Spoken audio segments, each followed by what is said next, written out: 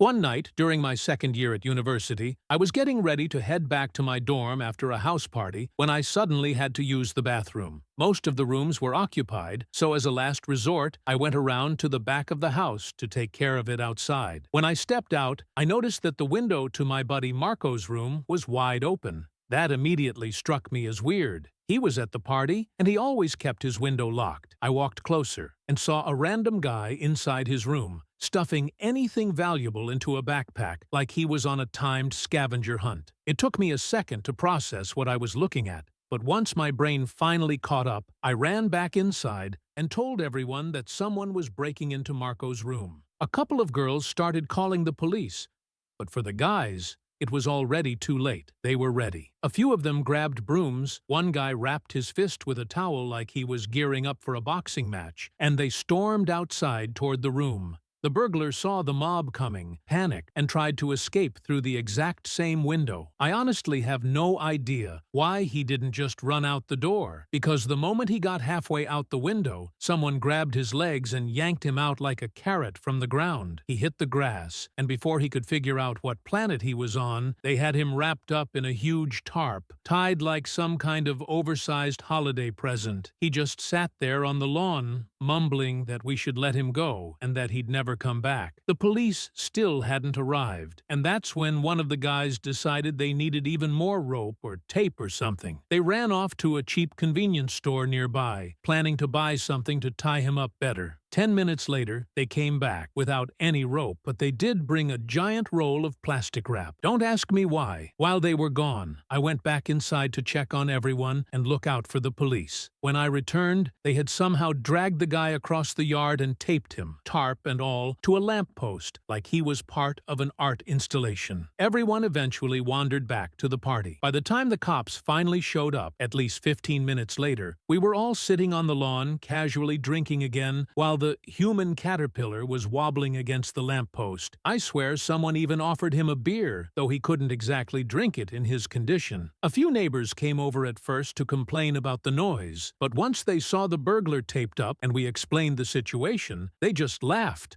and told us to keep it down a bit. The best part? The police didn't even bother unwrapping him. They just cut the tarp loose from the lamppost, carried the entire bundled man like a rolled-up carpet, and slid him into the patrol car, still in his caterpillar cocoon.